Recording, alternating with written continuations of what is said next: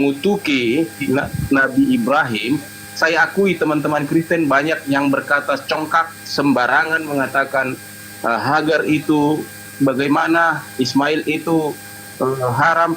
Tapi sesungguhnya di dalam kekristenan, kalau mereka paham ajaran Kristen, Ismail bukan anak haram. Dia anak sah. Bahkan anak yang diakui di Alkitab masih menikah sekali lagi Nabi Ibrahim dengan Keturah, anak-anaknya pun adalah anak sah, pernikahannya sah, bukan selingkuh. Jadi tidak ada istilah anak haram. Masalah perbedaan yang mana anak yang dijanjikan antara Ishak dan Ismail, itu akan sepanjang zaman menjadi persoalan, Bang. Bukan dengan kami Kristen saja, dengan Yahudi juga. Yahudi dengan Kristen berkata Ishak. Lalu Muslim berkata Ismail yang hampir dikurbankan di Bukit Moria. Oke, tapi saya juga menemukan banyak bukti-bukti yang bisa mengarah kepada Ismail sebagai yang hampir dikorbankan itu. Oke, jadi itu. Jadi segala kemungkinan masih terbuka di sana karena ini teks kuno, tidak berbicara secara literal seperti kata-kata pada zaman kita. Jadi memang hanya penafsiran lah yang bisa kita gunakan. Karena sudah terlalu tua teks ini untuk dipelajari. Sekali lagi abang bilang tadi tentang tidak mengikuti ajaran para nabi, mungkin sebagian besar Kristen seperti itu. Tapi perlu saya katakan bahwa kami di gereja Advent masih mengajarkan perlunya sunat untuk kesehatan. Prinsipnya bukan lagi wajib, tapi seperti di kalian mungkin statusnya sunnah.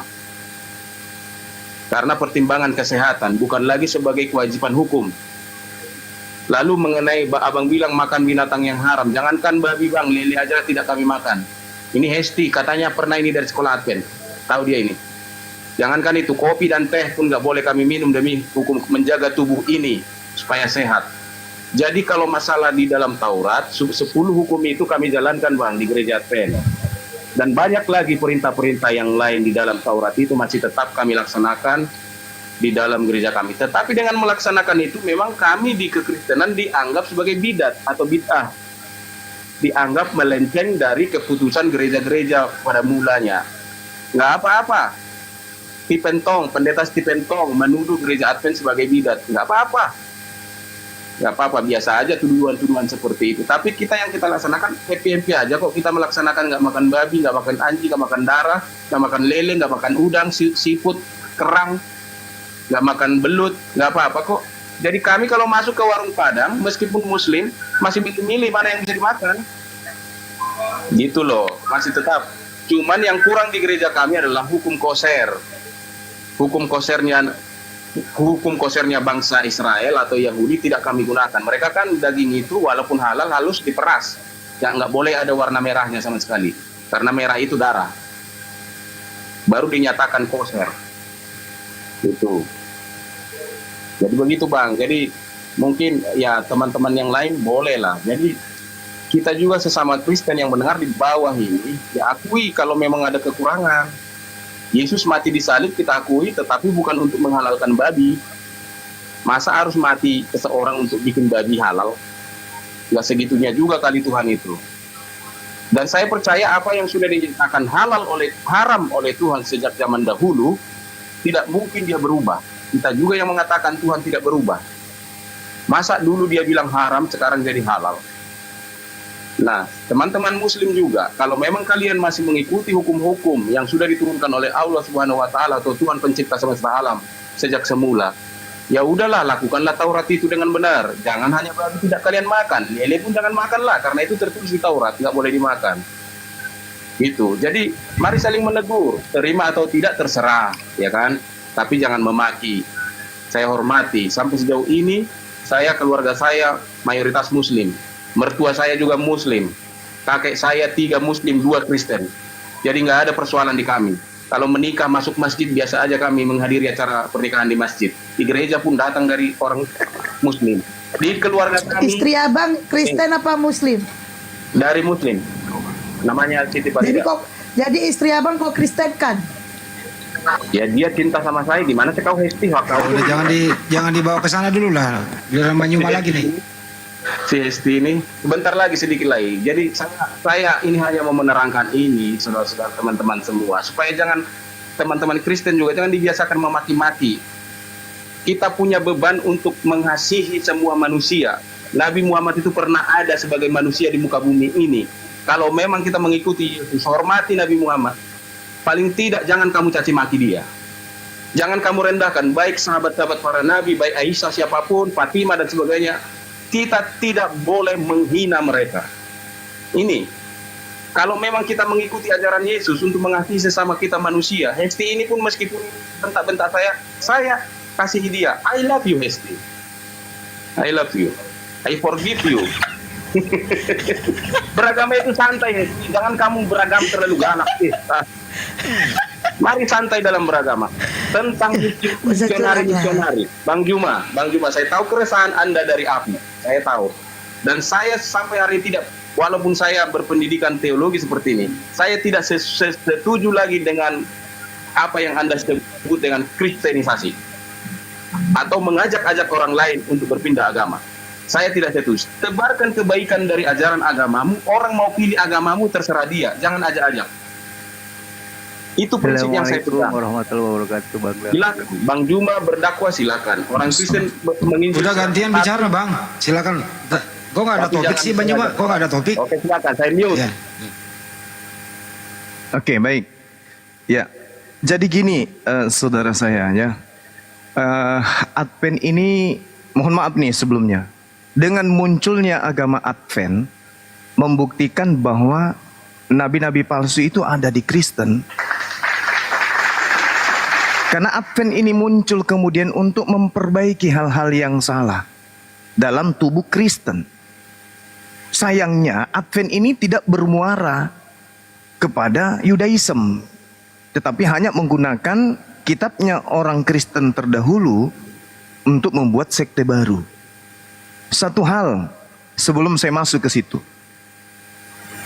Kita lihat di dalam Kisah Para Rasul 7 nomor 37. Apa seruannya di sana? Musa ini pula lah yang berkata kepada orang Israel. Jadi Musa dikatakan berkata kepada orang Israel. Kalau kemudian orang Israel yang diseru, maka harus dipahami secara kelompok, harus dipahami secara nasab, silsilah. Apa yang diterangkan di sana? Musa teriak, Musa berkata, Musa bersabda, Musa menyatakan firman Tuhan kepada Bani Israel. Cakupan daripada Bani Israel berarti 12 suku. Jadi Musa teriak kepada 12 suku Bani Yakub. Anak-anak Yakub diteriaki oleh Musa. Apa kata Nabi Musa kepada Yakub, kepada anaknya Yakub? Seorang nabi seperti aku ini akan dibangkitkan Allah bagimu dari antara saudara-saudaramu. Jadi di antara saudara 12 ini, lingkungan 12 suku ini, mereka akan mendapatkan seorang nabi. Siapa saudara-saudara Bani Yakub? Bani Esau? Tak mungkin. Lalu kemana perginya? Karena Israel dengan Esau cuma berdua. Apakah dari keturunan Esau? Siapa dari keturunan Esau? Yang kemudian sama seperti Nabi Musa. Kepada orang Israel, berarti kepada 12 suku, diteriaki oleh Musa. Wahai kamu semua 12 suku Israel, Tuhan akan mengutus seorang nabi yang sama seperti aku di antara saudara kalian. Nah, saudara Bani Israel siapa? Bani Yishmael. Bani Esau nggak mungkin. Nggak mungkin. Berarti kalau begitu, naik ke atas, saudara daripada Bani Israel siapa? Bani Israel yang dimaksud di sini adalah Bani Yakub. Bani Yakub ini berarti 12 suku. Saudara dari 12 suku ini siapa? Tidak mungkin Vatikan, tidak mungkin Roma, nggak mungkin Yunani. Siapa keturunan daripada Abraham di luar daripada Bani Yakub? Bani Kedar. Sehingga pola keimanan, pola ketuhanan, pola keagamaan, pola ibadah hanya tertuju kepada Bani Israel dan Bani Ismail. Itu jelas itu. Kecuali ada bantahan dari pihak Kristen, oh salah Bang Suma, yang dimaksud itu adalah Bani Esau. Oke? Silakan, siapa yang Bani Esau kemudian yang sama seperti Nabi Musa? Paulus? Gak mungkin. Lukas? Tak mungkin. Markus? Tak mungkin. Penulis Yohanes? Tak mungkin. Lalu siapa mereka ini? Saudara-saudara dari anak-anak Yakub. Ingat, bukan anak Yakub, tapi saudara dari anak Yakub. Saudara dari anak Yakub, satu, Bani Esau. Dua, Bani Khedar, Bani Ismail, Bani Nebayot. Itu saudara-saudara daripada Bani Yakub. Jadi Kristen, mohon maaf nih, mohon maaf, apalagi Advent jauh. Advent itu adalah sesuatu yang dibuat pada tahun 1880 sekian, kalau saya nggak keliru.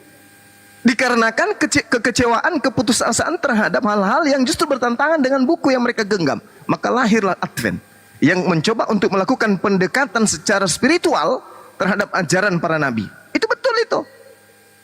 Tetapi permasalahannya kemudian adalah hukum Taurat hanya untuk Bani Israel. Yeremia 31 sampai 33. Aku akan membuat perjanjian baru dengan Bani Israel dan Bani siapa? Israel dan Bani Yehuda. Aku akan memasukkan hukum Taurat ke dalam batin setiap Bani Israel. Satu. Yes, Ulangan 33 nomor 4. Hukum Musa, hukum yang didatangkan kepada Nabi Musa adalah warisan untuk Bani Yakub saja. Mazmur 147, hukum-hukum Tuhan yang datang kepada Yakub dan aturan-aturan yang datang kepada Israel, Tuhan tidak ajarkan kepada bangsa lain. Kristen tidak punya hak, apalagi, mohon maaf, apalagi Advent.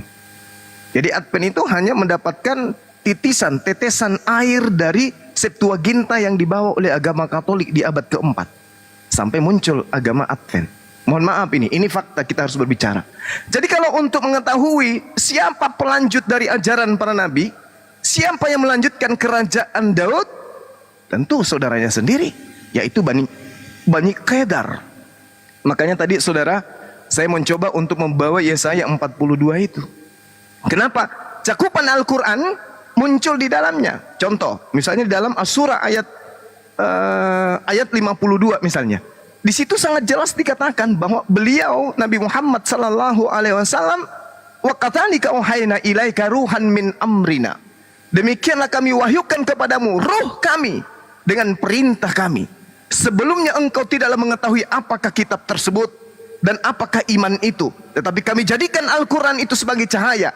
Dengan itu kami memberi petunjuk kepada siapa yang kami kehendaki di antara ciptaan kami, di antara hamba-hamba kami.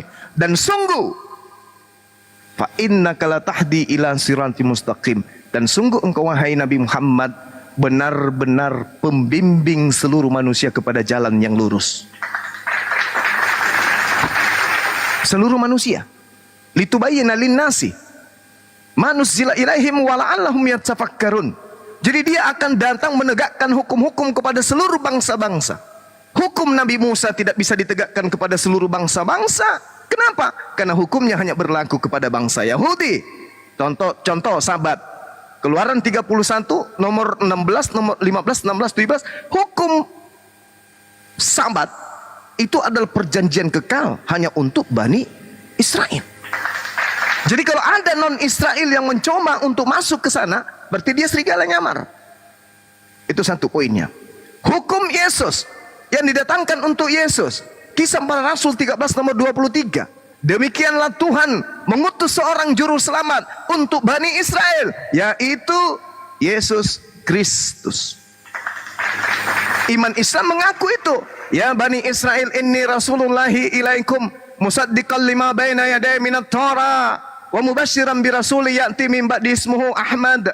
Kami umat Islam beriman kepada konsep itu, bahwa Nabi Isa atau yang kalian sebutkan Yesus telah menyatakan diri dalam Al-Quran, inni abdullah atani al-kitaba wa ja'alani nabiyan. Kepada siapa? Ila Bani Israel. Matius 15 nomor 24. Aku diutus hanya kepada domba-domba yang sesat dari umat Israel. Bagaimana dengan Nabi Muhammad, Nabi Musa untuk Bani Israel. Yesaya 19:20, juru selamat untuk Bani Israel. Kisah Para Rasul 13 nomor 23, Yesus untuk Bani Israel. Nabi Musa mengatakan innani anallah. Yesus juga mengatakan innani Rasulullah. Sesungguhnya aku ini adalah Rasul Allah. Ila Bani Israel, untuk Bani Israel. Lalu Nabi Muhammad apa? Wa ma arsalnaka illa kafatal linnas. Beliau diutus untuk seluruh umat manusia, rahmatan lil alamin. Beliau diutus untuk berkasih sayang kepada seluruh alam semesta. Tapi Yesus hanya untuk Bani Israel, Musa hanya untuk Bani Israel. Jadi kita yang bukan Bani Israel jangan nyamar. Sesempurna apapun ajaran kasih yang kita anut, sehebat apapun ajaran yang kita bawa, sebenar apapun menurut hitungan kita dalam prosesi bertuhan, dan juga menghambakan diri serta mengaplikasikan hablum minan nas, hubungan kasih kepada seluruh manusia. Tapi kalau kita bukan Bani Israel, wong jangan ngaku-ngaku Bani Israel toh. Karena kenapa? 30 detik terakhir. Karena kenapa? Yesus dan Nabi Musa selalu mewanti-wanti, waspadalah, waspadalah, waspadalah kepada serigala yang nyamar seperti domba. Domba Bani Israel, serigala non-Israel. Siapa di antara Yahudi dan Kristen yang nyamar menjadi Yahudi? Apakah Yahudi nyamar Yahudi atau Kristen yang nyamar Yahudi? Sekarang saatnya kita menggunakan logika sehat. Karena Yesus selalu mengatakan waspadalah, waspadalah, waspadalah, waspadalah, waspadalah. Waspada kepada siapa? Nabi palsu. Pada siapa? Serigala. Pada siapa? Penyiasat. Pada siapa? Ahli Taurat. Pada siapa? Orang Farisi. Ada nggak dia mengatakan waspadalah kepada orang Islam, waspadalah kepada orang Arab? Tak ada. Selalu mengatakan waspada kepada ahli Taurat, selalu waspada kepada orang Farisi, selalu waspada kepada orang munafik, waspada kepada nabi-nabi palsu.